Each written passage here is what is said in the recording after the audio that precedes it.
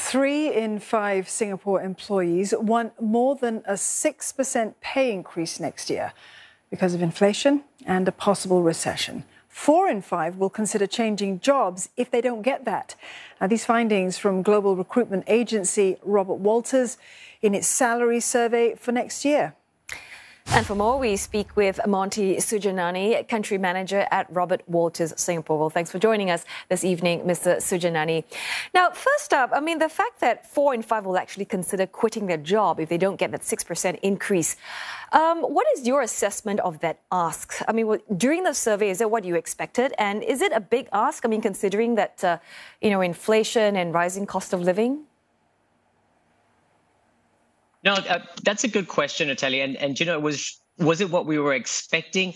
Somewhat, yes. It's become a war of talent at the moment, and employees are aware of that. And when we did the survey, 78% of employees will consider changing jobs in 2023 should pay increments be lower than inflation rate.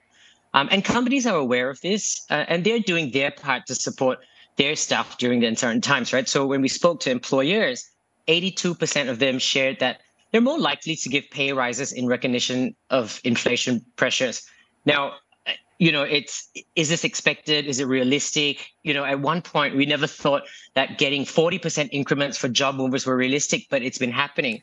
And, ultimately, employers need to adjust their salary benchmarking and expectations, especially when it comes to attracting and retaining talent these days.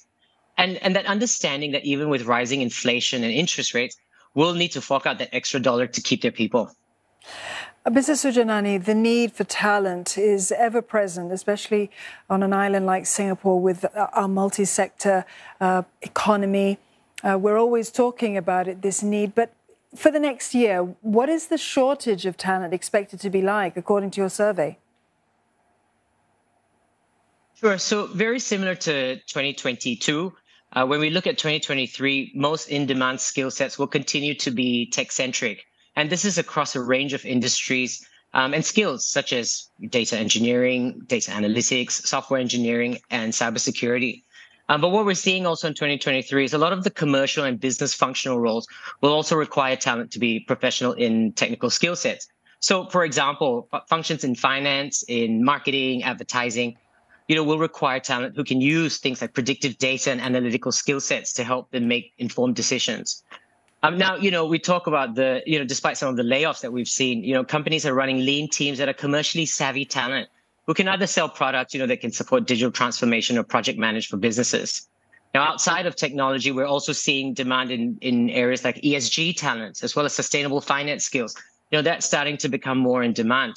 We look at HR professionals with experience in diversity and inclusion initiatives, as well as proven initiatives in, like what we've been talking about, staff retention, will also be in demand. And we look at all these technical skill sets and outside of tech as well, but the underlying area where professionals will need to navigate through a changing market into 2023 with soft skills such as, resilience and adaptability and agility.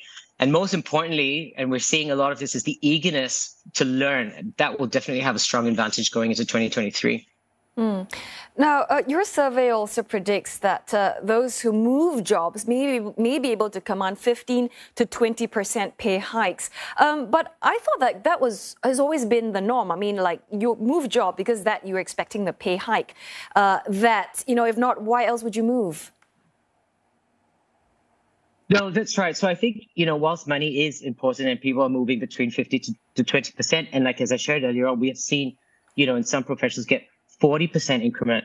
But, money is not the everything, right? So people are moving if their voices are being heard. So, for example, we've spoken to some employees and we've asked them, why are you moving aside from money? And we've observed that employees sometimes feel burnt out or they get bored, if they're not learning anymore. And that really compels them to look for other opportunities.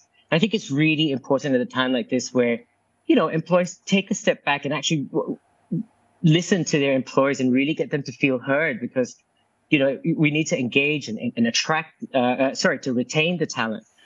Develop a purpose-driven culture where employees are really aligned to the vision and feel that they can really impact through their work. Create channels where they can be creative and showcase their ideas because if not, the competitors or other companies are going to be all over talent because, again, like I mentioned, it's a war of talent and people will move aside from just that 15 to 20% increment. Yeah, whatever work you do, it's important not to get into a rut. Mr. Sujanani, thank you very much for joining us this evening and talking to us about this. Monty Sujanani there from Robert Walters, Singapore.